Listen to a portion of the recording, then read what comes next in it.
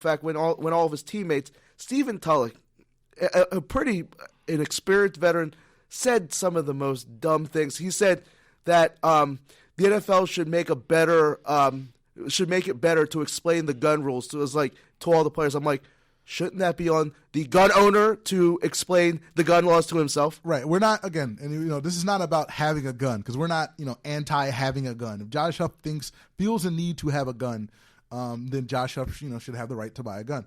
The problem is that as a gun owner, it is your job to be a responsible gun owner. Like, you need to know the gun laws in the states you buy the gun. Not have Roger Goodell explain them to you. Like, I mean, having a gun is a big responsibility. Yes. If you can't for yourself look on the internet and say, oh, what are the gun laws in New Jersey? Like, it's basically saying that these you can't have it both ways where like athletes don't want to be treated differently, right? But then you're like, oh, we got to have a symposium on gun laws. I'm like, you could easily go on that was the biggest thing. And like Malcolm Jenkins, who I greatly respect, right, was saying that it was it was more of a distraction when he got cut, when he got arrested. It's like, dude, this isn't your game. I mean, this is between the Eagles are trying to not clean up their image, but you can't have and I think one of the other players said it is they're trying to send a message, and I'm like, it's a good message to send. Right. Just to get back to the Malcolm Jenkins thing, I think the point that he was making is that it's more of a distraction because we have to talk about this now because that you cut him. If the Eagles didn't cut him, if the Eagles just said, you know what, he's suspended or whatever, like he's going to play Sunday or whatever it is, if the Eagles didn't cut him, it's a story for a day, then it kind of goes away. I think Malcolm Jenkins was saying now that they said they weren't going to do anything, and then a day later they did something, then now we have to talk about it for a couple more days. I think that's where Malcolm Jenkins is coming from. But like you're right, like the Eagles said, Eagles player said it was. Do you agree with them cutting him? I agree. I have no problem with them cutting him. You're not losing. You're not gonna put up a fight saying, "Oh man, they did him dirty." I'm like, no, he did. They gave him Josh Huff gave the Eagles fair grounds to do whatever they needed to do with him. Right, and I think the big thing is I think something happened. Something changed between Wednesday and Thursday. Because Wednesday, again, Jeffrey Lurie was talking to Josh Huff. Doug Peterson said, he's going to play against the Giants. And then on Thursday, something happened. I believe something happened between then, and they released him. And I think the thing is, I actually think he brought the gun to the NovaCare complex, which is a fatal mistake. Yeah, that's completely Stephen Tulloch knows that's completely against the NFL rules. You cannot bring a firearm to an NFL complex. I really think it might have been. I think overall it was just even put out the possibility that he did break. If he was crying the way he did on Thursday versus Wednesday, I think they would have maybe. But once again. Those are the do not. Right. When you go into an office, do not bring firearms. Right. That's right there. No pepper games, no firearms. Yeah, right there. Yeah, no smoking in the building, right. No firearms. Because here's the thing, and when you because you clearly can't bring a firearm to the facility. Josh Huff asked the team asked him, "Did you bring the gun here?" He says no. But in terms of the timeline, that doesn't make sense. Did Josh Huff come from his house in New Jersey, drop his gun off, maybe go he left watch it, film? Maybe he left it in the car? No, but his car is in the facility. So you can't bring you can't even bring it in your car on the premises. No. Oh, well, no. Common sense says, where did he leave it? In the car. Yeah. Did he buy it at the Walmart? No. All right. So basically, they caught him red-handed. Yeah. It's yo, Josh, did you bring the gun? He's like, nah, man. If you're going to do something that massive, don't you just own up to it?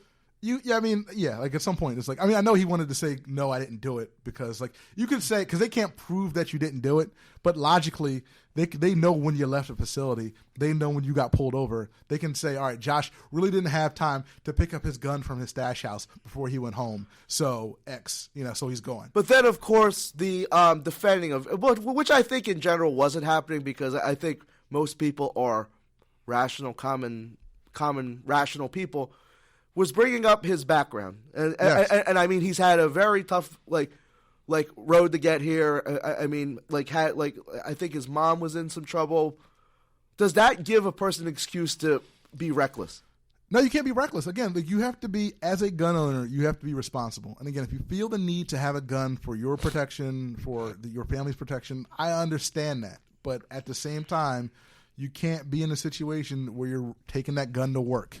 And being high while possessing the gun. Right. Like, how many times have we seen things terrible happen with a person under the influence while having a gun in his hand?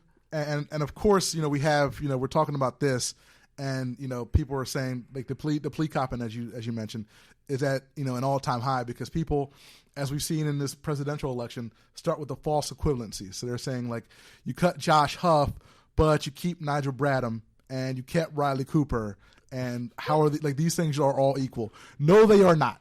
Okay, like, Roy, you are a. I try to be rational. From the last time I saw you, which was 10 seconds ago. Yes. You're a black man, right? Yes.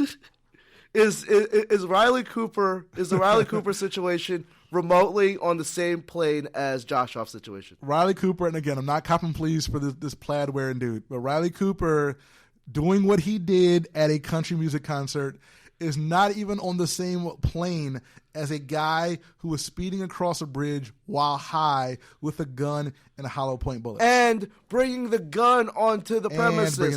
Like, that might be the number one do not do at the NovaCare complex. Absolutely. It's probably the number one do not do in the NFL, because after the whole Gilbert Arenas thing, when Gilbert Arenas brought guns into the locker room, multiple guns, like, it's like, yo, we can't have this. Like, you cannot have firearms on an NFL complex. You cannot do that, and you can't lie about it. And not have the gun and not have a permit. Like, people, like, right. He has a permit, but of course. In Texas. Yeah. Texas, from what I remember, is it New Jersey? Not New Jersey. Not New Jersey. And how hard is it to register the gun in New Jersey? Shouldn't be terribly difficult. I'm not a gun expert, but I mean, if you're going to own something that can take someone's life, don't you take the extra precautionary steps to make sure that it's official? You have to. You should. I mean, it's not like Josh Huff just got drafted either. Like, Josh Huff's been here. He's been in Philadelphia for a long enough time to register the gun. So there's no sympathy for Josh Huff right now. Look, I understand why the Eagles did what they did. I'll put it like, do I have sympathy? Like, I never want to see anybody lose their job. But this was a terrible, reckless, not even just one, not one misstep. There was multiple. Right. Multiple. And again, it's not equal to Riley Cooper.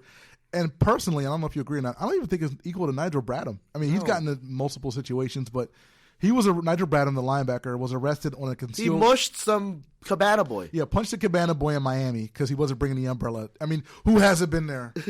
But no, seriously. He arrested in July, allegedly punched a Cabana boy in Miami, and then in October, he left his gun in his carry-on bag at the Miami International Airport, which was registered. Now, both of those are just stupid. Well, the gun in the carry-on is just stupid. Punching the Cabana boy. I mean, I guess that's stupid too, but like, it's on a different level. Neither one of these put together are not on the same level as Josh Huff. If you multiply those together, they're still not Josh Huff. No. I mean, like, it was. And this isn't an athlete excuse. Anyone has been mad at somebody at the service day, and hasn't someone always wanted to punch someone? He just decided to. You just don't. Yeah. He just. I mean, again, we're not.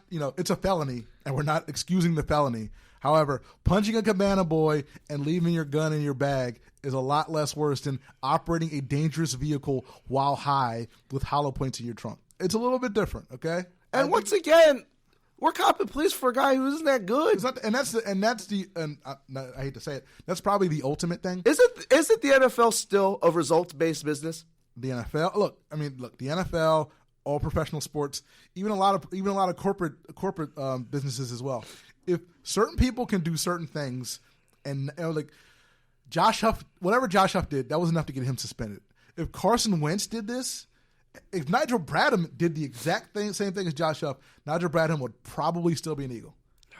No, on top of what he. On top of that, no. I'm just like, all right, clear the decks for Nigel Bradham. An isolated incident. Yeah, no. He'd probably still be. I'm not 100% sure. He would have got suspended. He would have got suspended. He probably would have suspended a couple games. But, no, a one-time incident, anyone that is not good. an Eagles wide receiver. Right.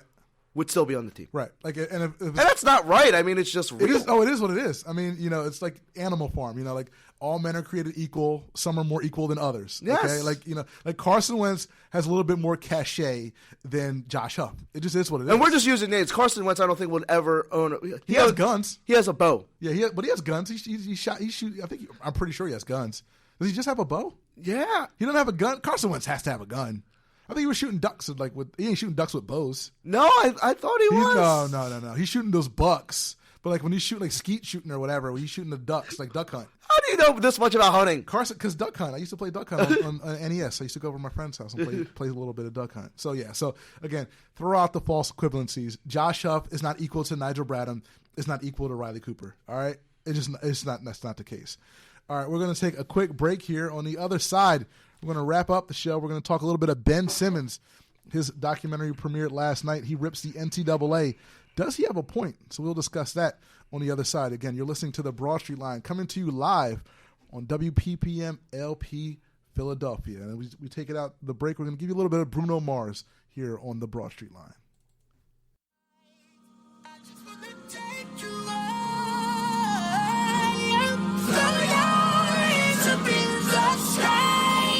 Let's set this party on fire.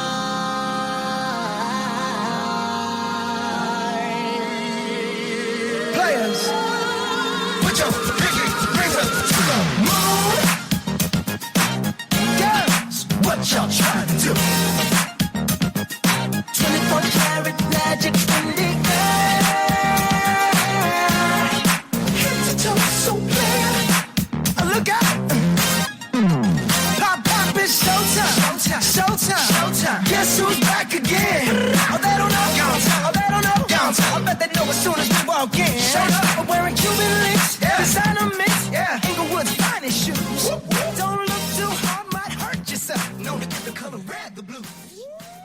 Ladies and gentlemen, welcome back to the Broad Street Line, coming to you live from the WPPM LP. The beautiful Studios. WPPM studios. Yes, WPPM LP Philadelphia. Roy Burton, Chris Domingo, here with the final segment of this week's edition of the Broad Street Line. And again, please take a moment to check us out and follow us on Twitter at the BS Line, at SKD215. You can listen to this episode and all of our other episodes on our iTunes channel. You can also catch us on Spreaker, TuneIn, and basically any podcatching service that you use. Just do a search for the Broad Street Line, and you can listen to us each and every week if you can't catch us here on Philly Cam Radio. All right, we are here for our final segment of our debut show here at We almost made it, Roy. We almost made it, and we are finally going to take you out here with a discussion about Ben Simmons. Now, Ben Simmons last night, his new documentary, One and Done, premiered on Showtime at 9 p.m. I don't know if you had a chance to watch it or not. I watched it last night because I need all things Ben Simmons. I need to consume. We need to see it. Well, one, like,